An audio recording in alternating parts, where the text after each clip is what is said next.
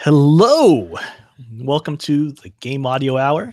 This is a weekly podcast where we discuss all things game audio, from creative ideas to the latest techniques, project experiences to audio secrets. Here is where you'll find in-depth coverage and opinions related to game audio.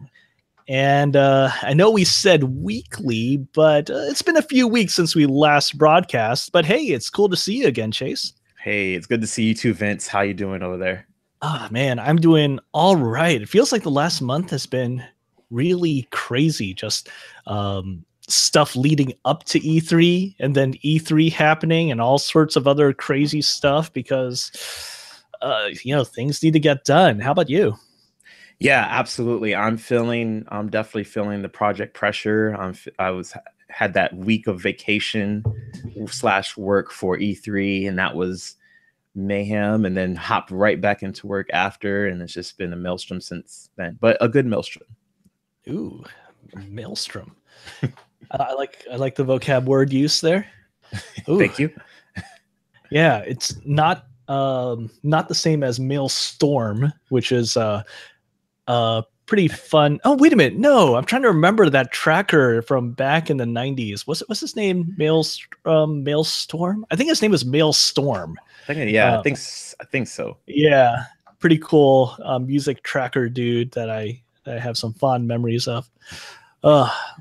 Sometimes it's good to get back into the oldies and listen to where it was that inspired you. Yeah. But the last few weeks, though, it wasn't about going back to the old. It's all about going and looking at what was new coming up, because E3 happens and you're always looking at stuff that is going to be released later this year, or maybe next year, or maybe the year after, or maybe 9 years from now. Whew.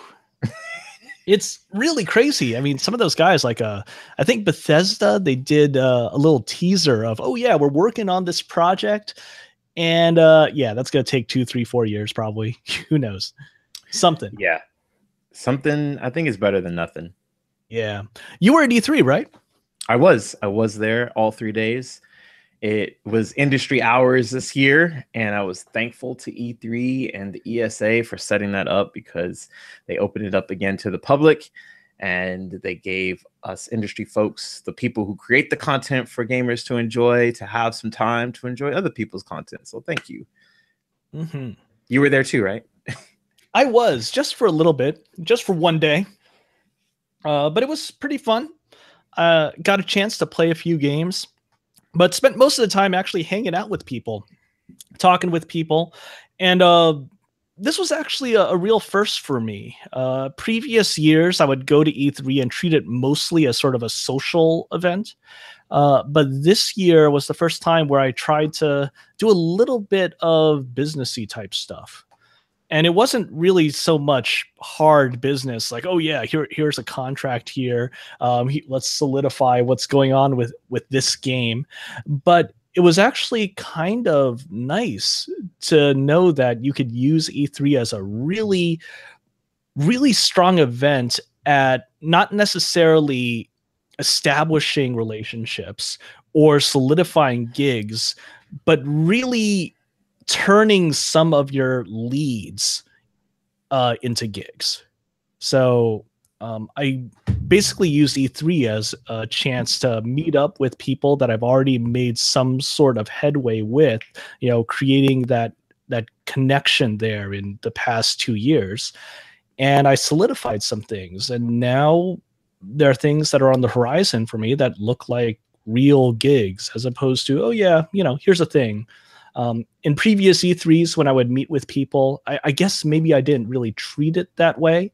I didn't really think about the possibility or the importance of changing a potential lead into a potential gig. But this year, looking at spanning that gamut, that seemed really important, and that seemed really useful. Things felt like really meaningful growth there, not necessarily solidifying a gig, but turning these potential contacts into potential gigs during E3. Maybe I'm behind the times on that. Like maybe I'm saying things that other music composers and audio designers know about, but it was new for me. Yeah, I mean, I have always gone just as a spectator and more so of just enjoying the what the industry is offering. Like on journalists from IGN had said like this is like the Christmas for the industry, right? Because you're finding now what games are being hoped to be released this year or the coming years going forward. And so I was told when I was getting started in the industry by someone who worked at Destructoid at the time, he was saying that, yeah, you know, E3 is not really a place where you're going to probably like land any gigs or anything. It's just more of like, you know, just kind of say what's up and hang out type of stuff. So it's interesting that you actually did get something going forward, you know, that will potentially be like a solid gig. And I'm so congratulations to you.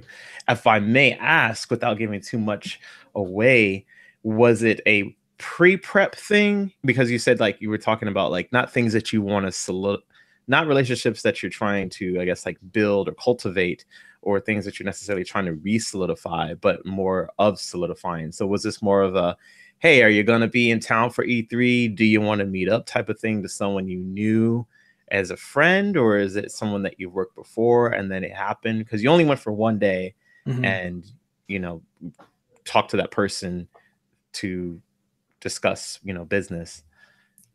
Yeah, we definitely prepped a little bit. It wasn't with anyone that I just happened to run into. Okay. I had seen those guys before. I hadn't necessarily worked with them before, but I had seen them before at places like previous E3s and GDC and other small events that might be happening, you know, say IGDA stuff in LA and whatnot. But these were, I think one of the reasons it felt so new to me was because all the guys that I hung out with at E3 were more on the publishing side of things. And that makes sense. And it also makes sense that publishers are going to be caring about music and audio guys as opposed to people that are more in the trenches devs. E3 is very much a publishing and distribution event, and they have an interesting relationship with audio compared to all the other disciplines in game development. And it turned out to be really fruitful for me at E3. Not that I'll say right now, I did not solidify any contracts because of E3, but there was a lot of space that was made up. A lot of headway was made towards potentially landing a real gig thanks to the stuff that happened during E3. Cool. That's great. That's awesome to hear. I'm really excited because then it shows that E3 has some range beyond just the hangouts. You know, there are like you were just saying before, there are other people who are probably listening to this to say like, no, duh, like we've gotten gigs at E3 before, right? But not everybody knows, or our listenership is very wide range. We have veterans, we have newcomers, we have in between career people. So it's good to know and also rehash the idea of what is possible at E3 besides just playing games and going to the wild parties. Yeah, no wild parties for me this year. I mean, I know there's all the various things. I did not go to Epic's thing, which seemed like it was epic, you know, Fortnite and whatnot. I didn't even hang out at the Hotel Figueroa at all this time. You know, Yeah. there's usually stuff happening there. There's usually stuff happening at other hotels off to the side. I think I even spent maybe 2-3 hours on the show floor, and most of that time was actually just let's see. There was the E3 university contest thing. Ooh, tell more. Yeah, basically there were a bunch of colleges, a bunch of college student groups that were showing off their stuff over in the South Hall, and it was actually a really nice reprieve away from the craziness of a Capcom or an Activision and whatnot. And they were showing off some really cool things. Like I talked to this one group from, I think it was Kentucky, and they made a game that was based on exploring this interesting mining town. And then there was another game from what was it? RPI, Rensselaer Polytechnic, and they had a game where you were basically hacking your way into various industrial espionage missions. Okay, I've got to hack a. I have to hack a drone. I have to hack a network. I'm going to try to figure out a way to get a briefcase out of this office, even though I can't physically be there. It's some fun stuff. There's some really interesting games out there, and for all of the craziness of E3 and all the games that just have that ridiculous hype, it seems like everything wants to be not AAA but quadruple A. There are some fun games that are being made by people that you don't know about, groups that you don't know about. IndieCade is always there, and actually IndieCade had an even bigger space than they had in previous years, and it's cool to see them doing their thing. Absolutely. They had that one make ramen game the giant chopsticks. Yeah, the giant chopsticks, and that was pretty fun. If you haven't checked it out, I'm sure there's a lot of E3 videos out there, so maybe you can look it up on Indiecade and see that how to play it and stuff. And it was actually really, really cool. I was up there briefly, and I ran into someone that is local to LA. They have a game shop called Game Realms, and one of the co-founders, Maggie, was there, and so I ended up talking to her and hearing about the new events that they're running at the store, Game Realms. And then she clued me into hearing about the actor Brian Deckert, who plays Connor in Detroit Become Human, the new PlayStation exclusive game that came out recently.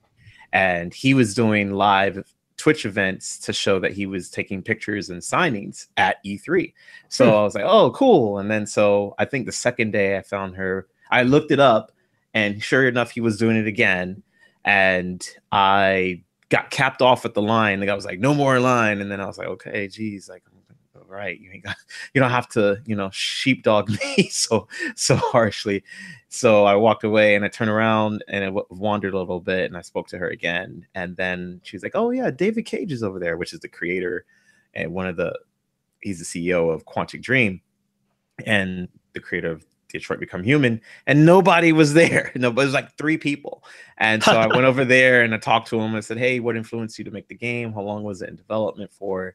And I got a picture. I got a signed copy of Detroit Become Human. It's like, oh, there somewhere on that case. Nice. I would get it.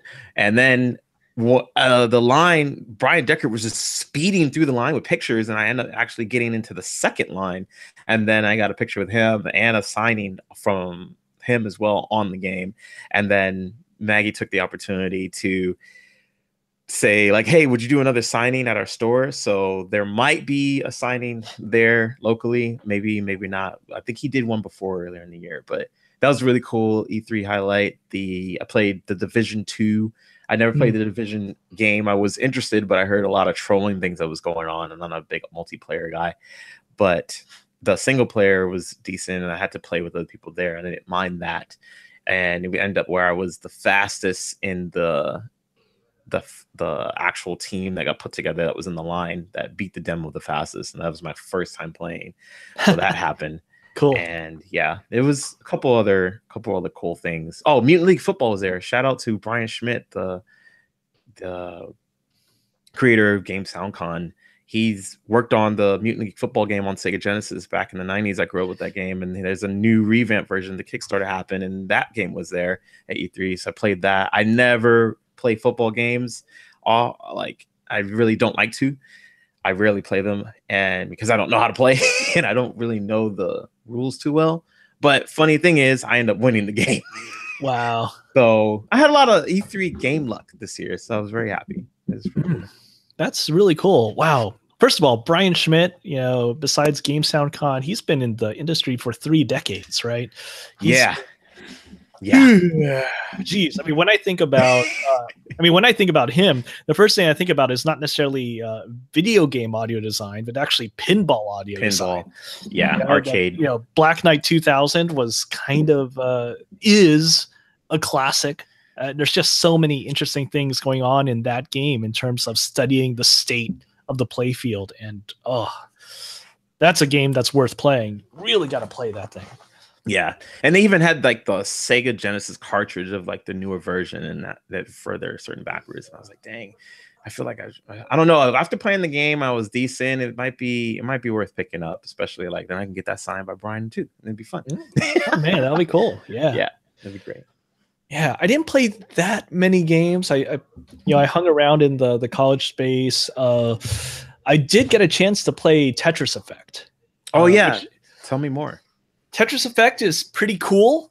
Pretty cool. It's obviously it's Tetris, but more importantly, or at least what the thing that piqued my interest was that it is from Tetsuya Mizuguchi, who is well known for things like Luminous and Res and Meteos and all those things where there's a meshing of the audio and music experience with the gameplay. I love Luminous Plus. I love Res. Those are really great audio examples to just spaz and just bathe in love for. yeah. It's Tetris Effect was a really chill experience. They had it at the Sony booth. I put on a PlayStation VR headset, one of the version 2 headsets, and I thought, oh wow, this headset's actually pretty comfortable. Yeah, and the sound was pumped in through the headphones. Oh wow, this thing sounds cool. It feels good. And within a minute, I realized I am playing to the rhythm of the music. Tetris is not a game that has an explicit rhythm to it, right. But there's just something about the presentation and the graphics and the music. The music is quite good. If you've seen the trailer for the Tetris Effect that was released just a few days before E3 started, that's actually the level 1 music for Tetris. And then after you clear a few more lines, you go on to level 2, level 3, level 4, and the music and audio sound effects change. And with each of those, you feel a change in how you have to play the game. There's a rhythm that's there. And I found myself slamming blocks down and even doing little things like switching my piece with my saved piece to the rhythm of the music, and it felt really good. I kind of want to chill out with that game a little bit more. Really do. It sounds similar. I mean, actually, I should be careful. What it reminds me of is this game that I've been hearing is getting a lot of hype as well, and hype in a good way, is Beat Saber. Have you heard of that? Oh yeah, Beat Saber. Beat Saber is pretty cool. Yeah, that's something that definitely caught my eye. There's a lot of good videos of that thing, and just there's so many people just showing off how they do things and doing it in this really crazy, extraordinary way. I'm gonna be spinning around my sabers like this. I gotta admit, I am not a martial arts dude. I'm wondering, do I have to be in order to master this thing at a high level? Because some of the people that are recording videos of themselves doing this, kind of crazy. Yeah, absolutely. So keep it locked on Tetris Effect and Beat Saber, and we're definitely going to have to play. Maybe at the next barbecue coming up or something. That would be cool. PSVR and you can try it out. I think Beat Saber is it Steam early access, or was it actually fully released on Steam? I actually don't know. Yeah, I know that they they want Beat Saber to be on consoles. It's not released on consoles yet.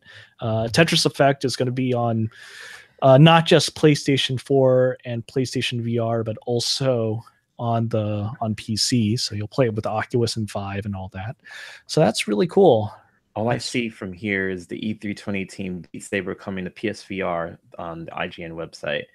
It says each level of the game will feature original music from the composer Yaroslav Beck. Yeah, and there's some good music in there too. It's easy to get distracted away from that just because in order to play the game at a really high level, there's some amazing videos out there. Just people going crazy. Absolutely. What else did you get out of E3? Man, I'm Right now, I'm not sure because there are only so many games that I played. I didn't spend a full 3 days over there. Um, um, yeah, I kind of wish that I actually spent some time on some of those games you mentioned, The Division. Um, I would have liked to check out some of the big games, things like Destiny and Anthem that were being shown Mm, behind closed doors, but I wasn't really willing or able to spend any time in lines this time around. yeah. Yeah. Thankfully, again, I can't thank you enough, E3, this year, for opening up at least 2 hours before for us to enjoy some games, because it really helped with those lines. Instead of being 3 hours, it was maybe an hour or Mm. less. I was in line the first time to play Jump Force, and it was super excited. I was in line for less than 10 minutes as soon as I got there, and I waited an hour or so in line just to get my badge. So, oh yeah, tips for you guys going going any year. Always get your badge the day before the E3 show floor opens. Pro tip. Pro tip. You heard it here first. Scoop from Game Audio Hour. Get your badge. I don't care where you're coming from. I don't care how tired you are. You will save time. I'm just gonna stop being lazy, and I live here. I should know better. I did it my first year, and I was like, oh, it won't be that bad. BS. Go get it. But Wow. speaking of that, I got one of these. Wow. Just because, I don't know, but everybody was going crazy for him, so I was like, oh, why not? It was really cheap there. It was only like $15.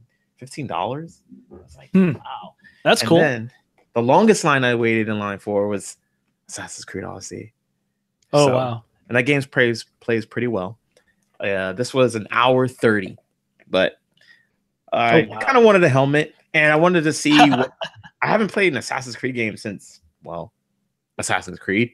So yeah, I'm way behind. So I thought I'd give it a shot and check it out. I also played Skull and Bones, which is a great pirate game. I hear people who play Sea of Thieves say it's the pirate game for children. If that's the pirate game for children, then the nostalgic pirate game for children would be Pirates Gold on Sega Genesis. So if you want an adult pirate game, check out Skull and Bones. Skull and Bones. Skull and Bones. Those are the ones you want. All right. Sounds good. Let's see. Shall we move on from the E3 stuff then? Yeah, we could do that. I pretty much said everything. Yeah, I mean, E3 is cool. It's great. But E3 is all about looking at the future. What's the future for us? I'm not sure, but I do like picking up some new toys. So I actually have some fun new toys. I ran into, well, figuratively, because this is the World Wide Web, a sample developer called Perfomrance Samples. Have you heard of them before? I have. Oh, okay. So Perfomrance Samples is a pretty small contact library developer. They don't really do too much. If you go to their website, perfomrancesamples.com, they have just a few things. There's a cello library, there's a brass library, there's a choir library, something called Fluid Shorts. And these guys are not trying to be like the big boys. They're not trying to be 8DO or Berlin Orchestra or any of those crazy developers that are charging thousands of bucks for hundreds of gigs. I picked possible work. Yeah. Those things are great. They're really powerful, useful tools. If you need really great orchestra sample libraries, you're going to do a whole lot worse than something like Berlin Orchestra or Spitfire Audio. Yeah. These guys, though, they do, I think they describe themselves as being like a boutique sample library company that doesn't necessarily make the most robust, most all-encompassing libraries out there. It actually says here in the contact instrument, Perfomrance Samples, not for purists. I like that line. Yeah, it's cool. Even though it's not for purists, these things are so usable. So I recently got something called Oceania, which is a choir library. And it's kind of amazing how good this sounds. I'm going to, let's see what I got here. I'm going to set, Live demo. Is this a live demo? I think it is. Let's try this thing. Oh, see, only here on Game Audio Hour you get live demos from Vincent Diamante. Okay, so I got my keyboard, I got my contact instrument, and basically all I did was load this contact instrument. And it's one of the big things about this is it's supposed to be just playable out of the box. I got my keyboard and I got my finger on the continuous controller. So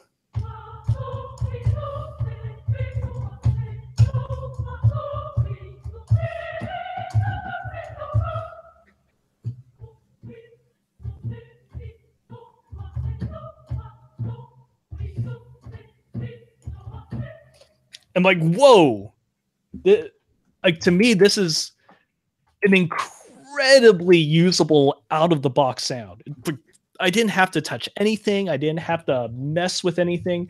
There's a little bit of reverb because I loaded it into my current orchestral template, which has got a reverb on the bus right now.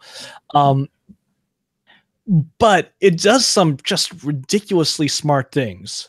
You load up that first patch, and it immediately does a couple of things. It sets up the dynamics so that it's kind of a little bit more flat than the typical dynamic range that you get out of People, which can be very wide and very unwieldy. And it also sets it up so that it automatically switches syllables with every key press instead of asking you to do like key switches off the bat for syllable switching. That's excellent, because I was going to just ask you, what are the syllables for this library? Because there are different syllables out there for choirs that they use, and some things mean other things, and other things I know, like back in the day, you had like word builder and things of that nature. So do you happen to know what syllables these are referencing? That's actually a really good question, because I remember looking for this and the information was just not out there. Let me go into the contact editor and see what I got here. Excellent. Thank you. I'll tell you that it's not full-fledged. If you're really trying to make a recreate, let's see, open up mapping editor. If you're really trying to recreate some proper Gregorian chants or anything like that, I think you'll have a tough time because it doesn't really have all the syllables that are out there. So it's not going to be Ignis Dei or Mass type of syllables. Right. Well, it is along that. It is on that path, but it's not completely robust. It's not comprehensive. Okay. Really, the best thing about this is that it has a bunch of automatic scripts for doing syllable switching so that you can quickly lay down the track. And that's just really important for me. It sounds really good if you're just, oh, okay, I'll do the automatic syllable switching, which just cycles through the key switches that you have access to. And you can just play. So the thing that I was playing first, well, not just now, but one of the things that I first tested it with was with the John Williams track, Exultati Justi from Empire of the Sun, which is this.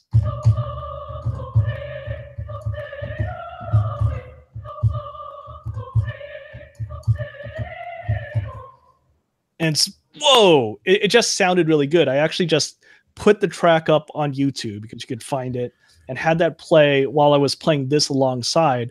And I was just amazed at how well this, with no modifications, just blended right in with that track. Wow. Another thing that was really cool is that, okay, I don't want to have my iPad or my finger on riding the continuous controller while I'm playing. I wonder if this would be good for me to play on an iwi. Oh my goodness. I'm like, oh, okay. I wonder how this sounds on this. Oh my goodness. And the And this is actually really important for me because, this thing is really good at handling dynamic range and being able to just manipulate that at will. So,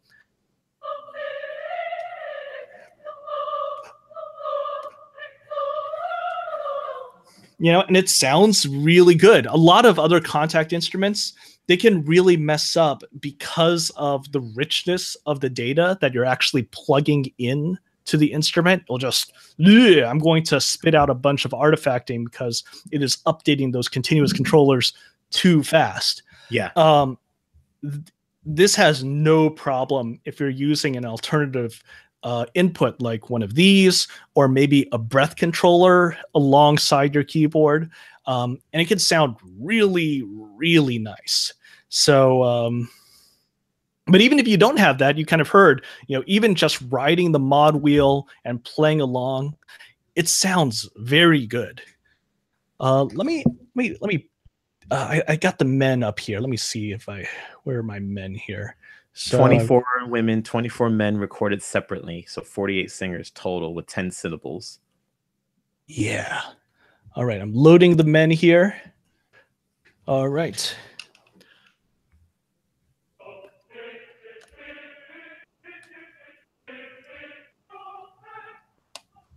So, okay, the men don't go that high.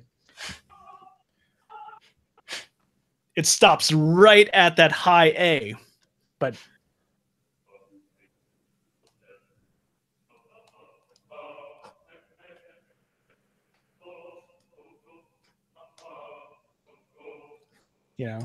and just Wow. If you're doing something like a big epic track, action cue, the sort of typical trailer thing. All right, I'm just gonna sort of pulse this thing.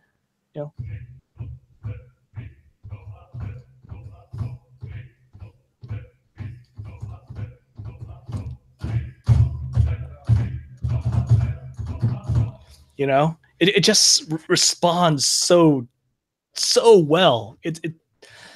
I really can't get over how good this thing sounds immediately with so little work. And so only for $269 as well. Yeah, I mean it's not too expensive. It's also not incredibly cheap, because once you get into like the $20-$50 range, it's like, okay, that's just wow, that's cheap. A couple Starbucks, I got library. It's not quite that cheap. But compared to other libraries, other choir libraries that I think are more robust, okay, we've got the word builders and we're giving you key switches for everything. Mm-hmm. This contact instrument doesn't have that robustness, but I don't think you necessarily need that robustness. Okay, I don't necessarily need to have proper Latin being sung by my choir. I just want it to sound cool and aggressive and get me some really cool textures going on. And, I want full chords, right?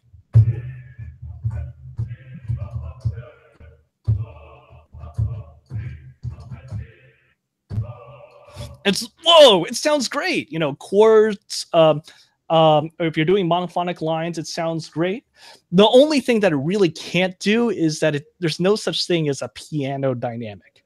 But it's they say that right up front. This is made for big epic sounding choirs and not really for particularly sensitive quiet soft lines, but everything else, it's really impressive how good this sounds, and again, how quickly you can get this thing sounding good.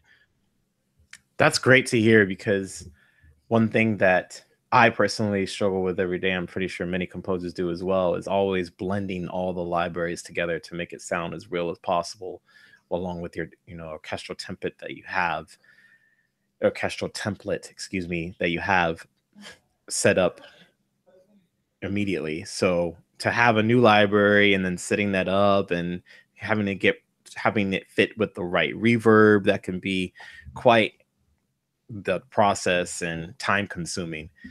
So I appreciate that Performance Samples just drops right in and fits right in, at least with your template, so to speak. for you, and assuming maybe for others as well that have also purchased it. One thing I was noticing on the website was that they have a tab saying library limitations, and they automatically, it's not too many, it's only 3. They automatically point out their shortcomings. And this is like straight up, they're like, hey, this is not only, you said like before, this is, they in the description they tell you what it's for, but then in the details of library limitations they tell you the technical things it can't do. And I really respect that. That's something that instead of us as consumers might find in bugs, you know, once we purchased it, or quality assurance may or may not have seen, they're telling you right up front, hey, this is what it can't do technically.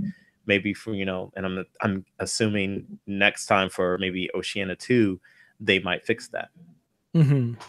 Yeah, I'm really hoping for that. You know, I'm looking forward to them continuing to iterate on these libraries. They don't have a huge portfolio, but the stuff that they got is really great, and I'm looking forward to seeing what their future stuff looks like. I'm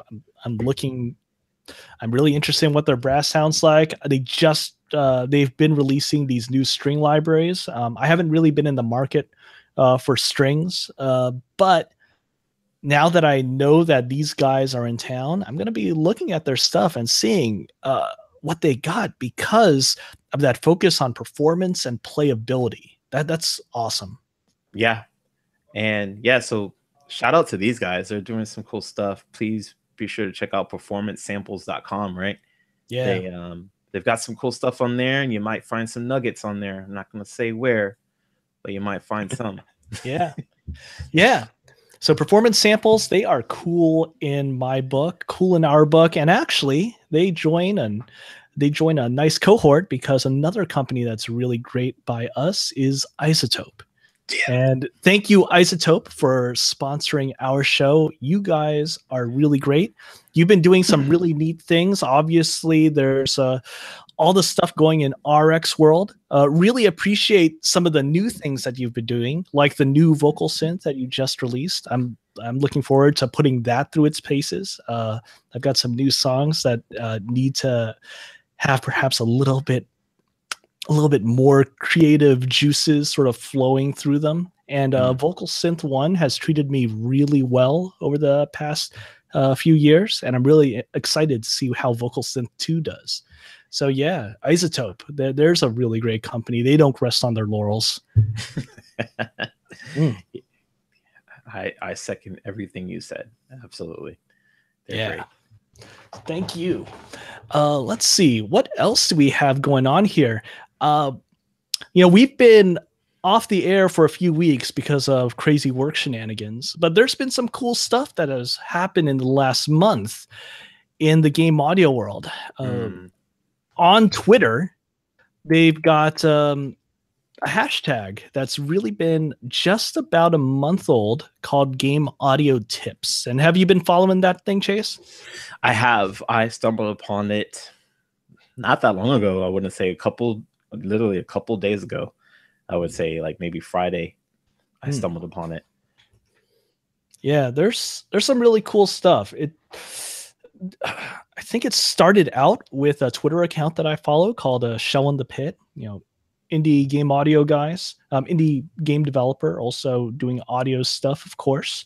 But there are actually a whole bunch of people contributing to the Game Audio Tips hashtag. I'm just sort of scrolling through here, and the tips really run the gamut from sort of, what is your approach to a particular situation, to, here is a thing that you should really keep in mind. Here's an interesting one. Kevin Regami on June 1st. Game audio tips. If you're applying for a job or expressing interest in a collaboration, or even if you're just following up after a chat, you don't need to ask me if it's okay to send a link to your work. Just give me a damn link to your work. And okay, that's pretty great. Yeah, there's a lot of game audio tips number 23.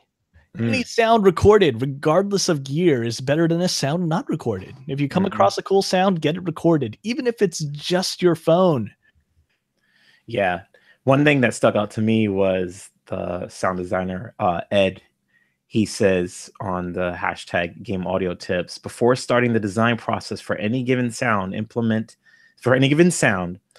the events and systems first. Start with the simple systems and use placeholder assets. By doing this, you'll be able to quickly create a sound, throw it in the game, see how it works, and make decisions accordingly. He continues, make this your design process. You do not need to spend hours tweaking and perfecting a sound only to find out it just doesn't work in the game and have to start all over again. This has happened to me many a time. Don't let it happen to you. I thought this was a really good tip, not only for game audio people, but for developers too. Because when you're getting, maybe you're a game audio guy and you meet a developer and they maybe have never worked with a game audio person before, and it's the whole song and dance of like, hey, you do audio? I need audio. Oh, I do audio. Do you want to work together? Yeah, like, give me your card, blah blah blah. Correspondence happens, and you get to the whole like, how much does it cost? What is the budget? And he doesn't know because he's probably been focusing on the programming or producing it or the artist's work, and he doesn't know how many sounds he needs. He doesn't even have placeholders. But if as a tip for if you're in audio, you can be like, hey, look, I've already kind of got an idea of what it might be. And did you put placeholders in already? Or I've got some placeholder sounds I've already made. Try these out and we can tweak them later. Like, it gives you an edge. Either way, like if you're shopping yourself or if you're doing the work yourself, or if you're already on the project, and then you can pass that idea over to them, or you can do it yourself. So either way, it's a win-win-win-win. It's like a 4-win. It's like a 4-4. So yeah. I thought this was great, and I just wanted to kind of elaborate on that and share, like, just from that tip that Eduardo had posted about, to expand on it and show how it can help you in different ways of your career going forward. Yeah. Yeah. I love that tip from him because, it's, you can get caught up in sound design and not realize, oh, wait, the implementation is going to demand a particular type of sound. And, you don't want to put that thing off. And that's just a really important tip. The tips go all over the place. Yeah, they do. Here's 2 tips that are side by side in my feed that really hammer this point home of just how broad these tips are. So one from Steven Lakota, Twitter simply Steve. He says, if you think you have the right layers and it's not feeling right, try moving clips in small increments to give each layer the space it needs to speak. If everyone stacks on a transient, it's harder for each layer to speak. And that's actually really great. I kind of instinctively do this, just sort of like nudging things back and forth in order to make things happen. But yeah, that might be something that you don't realize. 10 milliseconds really changes a lot of a sound. And then right below that, another tip from A Shell in the Pit, which is hard truth. If you hate the biz side of freelancing, it might not be the right career path for you. It is just as, if not more important than the artistic side, and you may find yourself spending 50% of your time on it. So, man, tips are everywhere on this thing. And it's really just been the last month or so. I'm really glad that people are still contributing to this hashtag, and 90% of the stuff that's on there is really good stuff, really solid advice. Actually, I have to say something that I have to be honest about this. Before Game Audio Tips, there's someone who follows me on Twitter, and their Twitter is Transverse Audio. And they've actually been doing tips for, I think, the past, I want to say 4 to 5 months. And if you follow them on Twitter, it's TRANSVERSE Audio. One of them that came up recently is this, like, team player. When developing a game or film, make sure to have the rest of the team in mind. Aim at creating things that will complement others' creations in the final product. Whether you did a good job or not, if the project fails, everyone fails.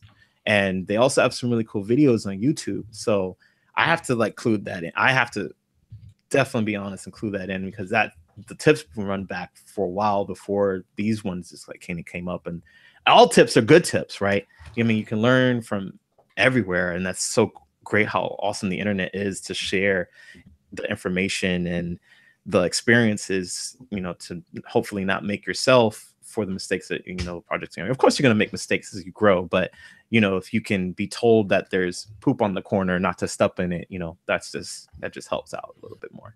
Yeah, that's really true. I'm looking at Transverse Audio right now, and they've been doing this for a while now.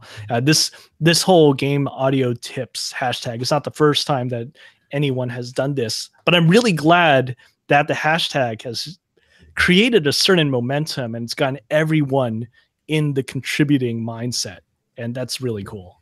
Yeah, absolutely. It also is. Oh yeah, go on. Go for it. Oh, you go ahead. Oh, I was going to say, it kind of reminds me of, you ever see Oblique Strategies? No.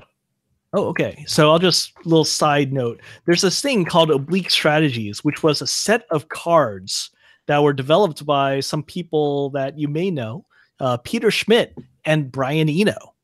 And they basically gave people these cards, and you just choose a random card, and it's supposed to be a way, an imperative to get people to move forward when they're not sure about a direction to go in. And they can be really quite oblique. There's a website, I'm going to put this in the chat, called Oblique Strategies, hosted on Josh Harrison's website. So joshharrison.net/oblique-strategies. And if you just Google Oblique Strategies, you'll also find this. But when you load this website, it doesn't give you the whole deck of cards. It will give you a single thing. So I'm going to reload this website. And it gives me a card that says, "Is the intonation correct?" And I'm like, huh? Is the intonation correct? But let's say I'm actually going into this thinking, I wonder what's up with my piece of music. I wonder what I should do with my sound design. And I pick this card up. Is the intonation correct? And that will force me, or perhaps compel me, to think about an aspect of my particular work, whether it be audio or music or something else that I had possibly not considered before. Oh, intonation. Maybe that's something that I haven't considered before. If I reload it, it says something even simpler. Simple subtraction. Simple subtraction. Huh. Okay. Is this another one of those oblique things? Yes, certainly. Maybe there's something that I can take away in order to move forward. But it's really cool. I reloaded it again. It says work at a different speed. Oh, man. And those things are actually really cool. I've always really liked this. And every now and then you'll see different people or different industries try to come up with something that is their own take on oblique strategies for their own particular industry. And Oblique Strategies being partially made by a guy like Brian Eno, a lot of it actually seems to work as well for the music and audio space, just naturally. Yeah, I have to agree. Even though my oblique strategy came up as, what were you really thinking about just now? If I'm doing music, like, isn't that kind of, no, I'm just saying, I don't know. Our minds think about everything at all times. If we're, maybe sometimes we write music, we're thinking about how can we beat that last puzzle from that game? Why did we make that choice and Detroit become human? I don't know. So that was the interesting thing when I brought it up, like, what would it be? But oblique strategy sounds amazing. And thank you so much for sharing. And probably going to add this to my writer's block list. Oh, man, I just reloaded it, and it says, ask people to work against their better judgment. That's kind of scary, actually, but might be a way to move forward. So what are we going to do now? Hey, Chase, what's next? What are we going to talk about? Because we only have about 10 minutes left in this show. Oh, yeah. Source code. Perforce. Ooh, Perforce. Perforce is fun. Being able to manage your code base is fun and scary and really messed up. All of the above. I'm not sure if I have anything very specific to say about this other than to sort of talk about some of the difficulties that I have with source control. So, hey, Chase, are you a Perforce guy, or do you use other things like GitHub or SVN? Yeah, I'm using Tortoise SVN. Okay, yeah. I used Perforce one time. and that was it. Yeah, it's Perforce and SVN, they're all great. I think they're great for dealing with code because code is relatively small, just dealing with ASCII characters. But music and audio, that is kind of hellish. Whether you're dealing with raw assets that need to be in the repository or you're dealing with compiled banks, it's still really hellish. So I'm working with this developer right now, and they're making this transition from working outside of a middleware tool to, let's integrate this middleware. We're going to use Fmod Studio. Let's go ahead and do it. Let's make it happen. It's going to be awesome. And the way that they decide to do it is they have what in Perforce we would call a stream, and you would switch streams. We've got the old development stream, and then we've got the Fmod Studio stream. And they figured that they would treat audio the same way that they would treat everything else. Well, let's just move things around. Let's make a copy here and there. Okay, that works great for a lot of code, but it doesn't work so well when you've got a couple hours of music that are going to have a totally different path. A whole lot of megabytes, not tens of megabytes, hundreds of megabytes that are going to be referenced in a totally different place. And you're asking people to actually sync this up, not over a high-speed local network, but potentially over significantly crappier cable or, oh God, DSL. And you're asking people to make hundreds or maybe even a gigabyte worth of change over that.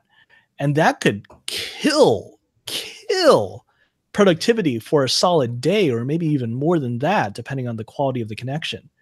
And it happened this way because the guys in charge just didn't realize what they were doing in setting up a separate stream for the Fmod audio development. Oh yeah, the audio stuff is going to be the same as all the other code assets that we're using, right?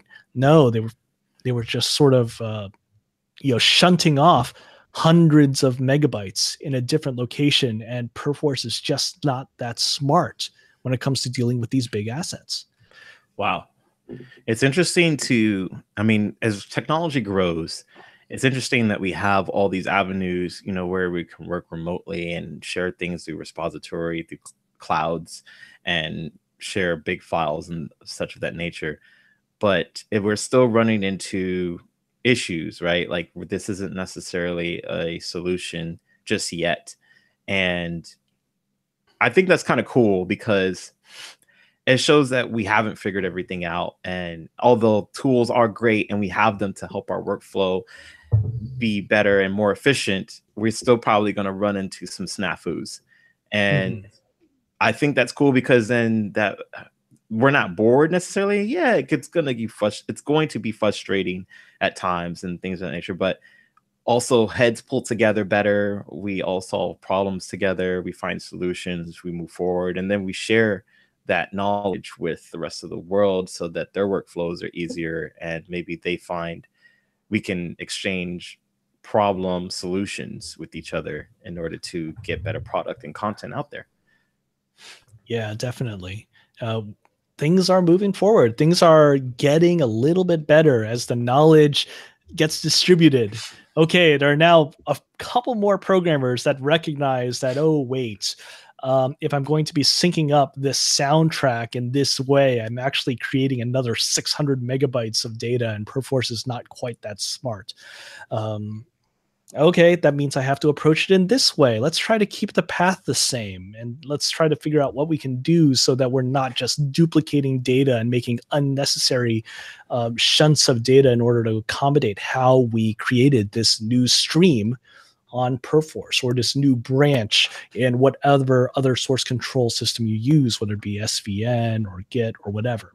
Right. So yeah, be aware. I know a lot of music and audio guys might not be really that connected with decisions that are made by the dev team.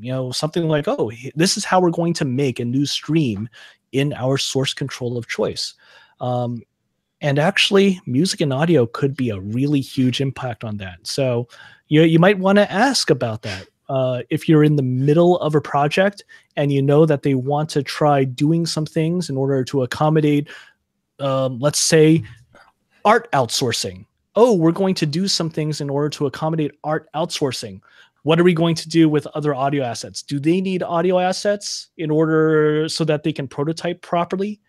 Maybe they do. Maybe they don't, and you could just tell those guys to ignore it, ignore those particular directories. Or maybe they do, in which case, okay, stuff does have to be distributed out there properly, but make sure that everyone knows what's going on with that data. Because when you're an audio or music guy, you are creating a whole hell of a lot of data.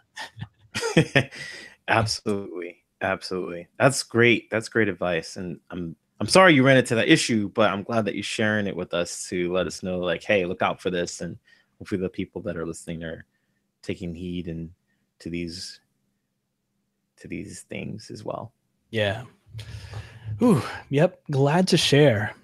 But we're coming up on the end of the hour here, which means we still got a few more things to fit in. Notably, what games are we playing right now? Yes, I was going to ask you the same thing. Of course, I'm playing Detroit Become Human. I don't know how far I am, but I'm having a good time. I had to take some breaks because I got a little busy with work. But when I'm not setting up that PS4 in my living room, when I'm ready to go to bed, I play a little. I got Ghost of Sparta on the PSP right now, and not thinking, I set it on Spartan mode, which is like the hardest mode before you can unlock God mode. But surprisingly, I'm doing okay. But now I know when I just want to get through games to just, put off the checklist to say that I played that, I will definitely just put it on easy because I'm not that teenager who has to have like bragging rights. Well, I beat it on God mode and everything. Like, I don't have time for that. I just want to enjoy the game and play it. I'm having fun. I'm hitting a hard part right now, but I'm almost at the end of the game. So I'm feeling pretty good about myself right now. So that's what I'm playing at the moment. What about you? Oh, that's cool. I think I've mentioned before that I still have a pretty regular regimen of Overwatch because I do play with my wife, and that's pretty cool. Yes. But besides that, I recently picked up Street Fighter 30th Anniversary Collection. So a new game, but an oldie and a goodie. So that's really cool. I'm really interested in how there are games uh, that treat their artifice with a certain reverence. Hey, we made this game, and this game is to be preserved, and we're going to present it in this way. So Street Fighter 30th Anniversary has a whole lot of information about the story, about the characters. There's a very rich gallery mode where you can see these early design documents and early concepts for characters. And it's nothing that you have to play the game to unlock. It's right up front. It's as much about preserving the history of Street Fighter as it is giving you, the consumer, hey, this is a fun game to play. So that's actually really cool. And I wonder what this will mean as we move forward. You mentioned Assassin's Creed. That the last time you played Assassin's Creed was the very first game. That was 10 years ago now. That's crazy. That was wow. I mean, there was time when 10 years would count as a retro game. Does Assassin's Creed count as retro now? Oh yeah, it's on Xbox 360 and the PS3 was inducted for the 10-year mark of being retro. Trust me, I had this discussion before with somebody. I know. It's crazy. It's so wacky that. But these are really interesting artifacts of our culture. Assassin's Creed is not just a single game. It's actually a series that has had a pretty strong impact on the industry, on other game developers. And it will be interesting to see how other game publishers actually treat their own creations.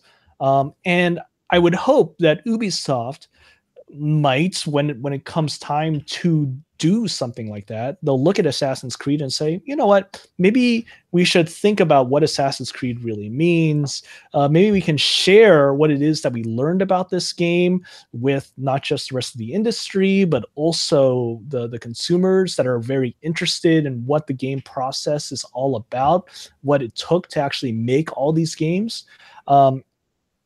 Maybe they'll be a little bit more like Capcom in that regard, as opposed to, I don't know, let's take Konami as an example. There's a company that's not really that interested in preserving the history of their games, even though Konami has been a huge impact on the industry over the course of the last few decades. So it's really interesting. I really hope that more companies will look at the import of their games beyond just the revenue they make. Yes, absolutely. Talking to you, EA. That's all I got to say for that one. Really quickly, I want to give a birthday shout out to John Bird, whose birthday is today. He is a really good friend in the game audio community, and he also works at Gigantic Software, which they have that awesome software called Varantic. So happy birthday to you, man, because you're rocking it with that software, and it's doing really good, cool stuff for the game audio community. Really different stuff, I would say, too. Awesome. Yeah. Happy birthday, John. And thank you. Whew. So there is, wow, is that an episode in the books? Game Audio Hour, episode 175? Going down. We did it. Right. Yeah. Thank you, Chase. And thank you to all the watchers, listeners out there on YouTube. Thanks for checking us out. Thanks for sticking with us, even though there have been a couple weeks where we haven't shown up. But we are going to keep on trying to make this thing happen every week. And in order to see what we're doing, you can go ahead and follow us on Twitter. You can like us on Facebook, and just check us out. We're going to be tweeting. We're going to post when the next show is happening. And until further notice, that's going to be next week, right before the July 4th holiday. So until that time, bye-bye. See ya.